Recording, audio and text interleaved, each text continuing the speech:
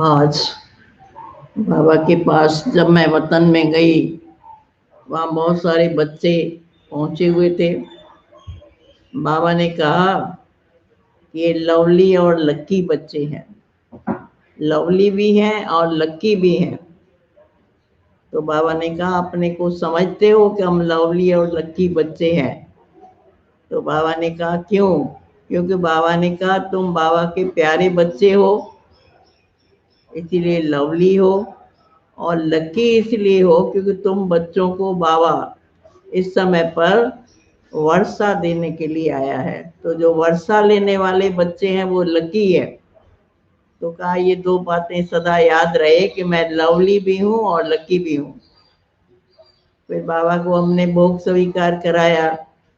फिर बाबा ने सुनाया कि देखो बच्चे जो हैं, इनको बच्चों को दो दो पंख लगे हुए हैं, और इन्हीं पंख लगने वाले बच्चे जो हैं वो फरिश्ते के समान उड़ते हैं। बाबा ने कहा वो कौन से पंख लगने हैं? वो बाबा ने कहा उमंग और उल्लास के जो पंख है, ये दो पंख ऐसे हैं जिससे तुम फरिश्ते बन के उड़ सकते हो। अगर तुम्हारे अंदर उमंग उल्लास नहीं है तो कहा कि तुम उड़ नहीं सकते हो, इसलिए मेहनत करनी पड़ती है। तो एक बच्चे हैं जो बाबा को जब याद करते हैं तो बहुत मेहनत लगती है, और कई ऐसे बच्चे हैं जिनको बड़ा सहज लगता है। तो कहा दुनिया में जिससे प्यार होता है उसकी याद मुश्किल नहीं होती है। तो तुम भी अगर बाबा को सच्ची दिल से याद करते हो तो मेहनत नहीं है। लेकिन क्यों तुमको मेहनत लगती है? क्योंकि तुम्हारा इतना प्यार नहीं है बाबा से। कहा एक के बजाय अनेकों को याद करते हो। जब अनेकों में बुद्धि जाती है तो तुम्हारा प्यार नहीं रहता। इसलिए बाबा ने कहा कि तुम बच्चों को वो प्राप्ति नहीं होती। फिर बाबा ने भोग स्वीकार किया, याद प्यार दिया बाबा को। जिन्होंने विशेष याद दिया था उनकी विशेष याद दिया। वैसे तो सभी बच्चे विशेष हैं। तो बाबा ने कहा बच्चा मतलब ही विशेष। जो बाबा का बच्चा बन गया वो विशेष आत्मा कहलाती है। उसके बाद बाबा ने दिखाया सभी बच्चों के लिए कि बच्चे जो हैं वो अब क्या कर रहे हैं। मैंने कहा बाबा पुरुषार्थ कर रहे हैं, लगे हुए हैं सभी। तो कहा पुरुषार्थ तो कर रहे हैं, लेकिन कौन सा पुरुषार्थ कर रहे हैं? बाबा ने कहा कि देखो तुमको जो ज्ञान मिला है ना, सिर्फ दो शब्दों का ज्ञान है। कहा दो बातें कौन सी याद रखो? एक तो बिंदु याद रखो, मैं आत्मा बिंदु हूं। फिर उसके बाद बाबा ने कहा कि मेरा एक बाबा है। तो कहा बिंदु और एक बाबा, बस ये दो बातें सदा याद रखो। जैसे छोटा बच्चा होता है ना, उसको भी पहले पहले क्या सिखाया जाता है? पहले वो तो बिंदु बिंदु लगाता रहता है, परंतु उसको कहते हैं एक लिखो, दो लिखो, तीन लिखो, चार लिखो। तो कहा मैं तुम बच्चों को क्या कहता हूँ, सिर्फ एक बाबा को याद करो। ये तो नहीं कहता हूँ दो को याद करो, चार को याद करो। तो कहा दो शब्द याद रखो, एक मैं आत्मा बिंदु हूँ और एक मेरा बाबा है। कहा कि बच्चों को दो शब्द याद करना भी मुश्किल लगता है, इसीलिए बच्चे भूल जाते हैं। तो कहा बहुत सारी बातों में चले जाते हैं तो ये दो बातें भूल जाते हैं। इस भूलने के कारण बहुत भूलें करते हैं। जब बाबा को भूलते हैं तो भूलें करते हैं।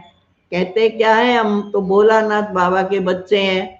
कहा भोलानाथ बाबा के बच्चे तो भली बनो। तो कहा भोलेनाथ के बजाय भूलेनाथ बन जाते हो। तो बाबा ने कहा भोले बच्चे बन के रहो, लेकिन भूले नहीं करो। भूले वो करते हैं, बाबा ने कहा जो याद को भूल जाते हैं।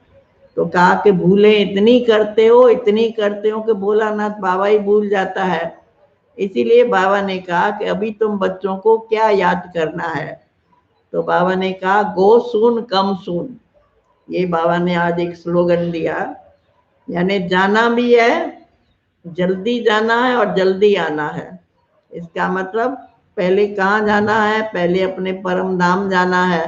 फिर जल्दी से जल्दी कहाँ आना है, अपनी राजधानी में आना है।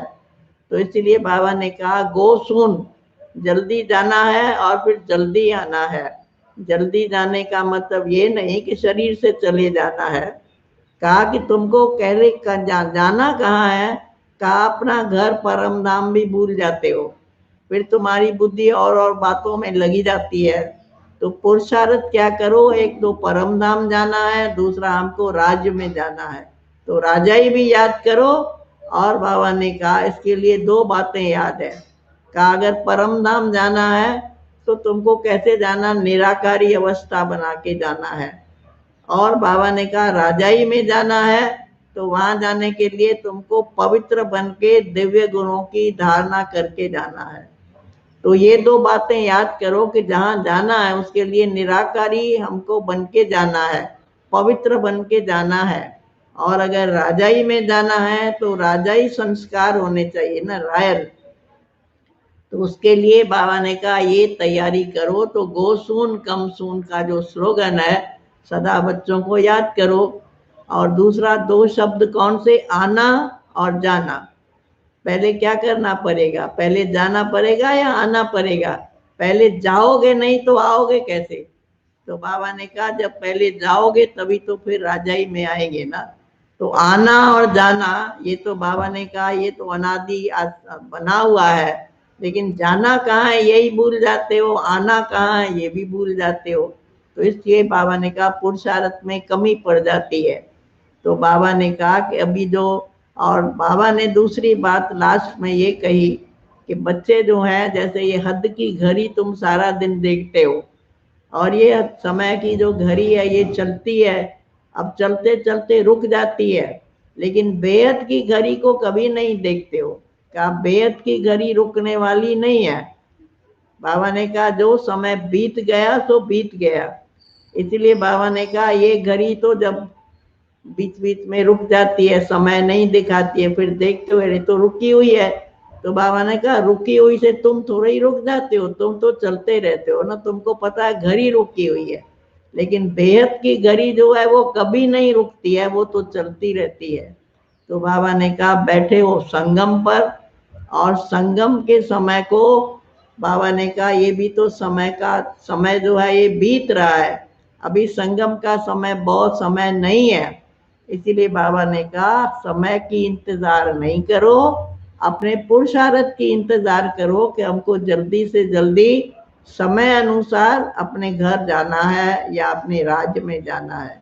तो इसीलिए बाबा ने कहा ये बेहद की घड़ी है, अनादि है, अविनाशी है, ये तो चलती रहेगी, ये रुकने वाली नहीं है। क्योंकि बाबा ने कहा ये तो जो है इसको रोक नहीं करना, कोई रोक सकता है ना रुकने वाली है। तो इसलिए बाबा ने कहा हद की घड़ियों को सारा दिन देखते रहते हो और उस अनुसार कर्म करते हो, तो इसको भी तो देखो और इस अनुसार अपने कर्मों को चेंज करो। उसके बाद बाबा ने बहुत बहुत सभी बच्चों के लिए याद प्यार दिया और छुट्टी दे दी। और बाबा ने यही कहा कि पुरुषार्थ में अभी बच्चों को कमजोर नहीं बनना चाहिए, अभी समय है शक्तिशाली बनने का। इसलिए शक्ति स्वरूप बन के पुरुषार्थ करते रहो, आगे बढ़ते रहो। ओम शांति।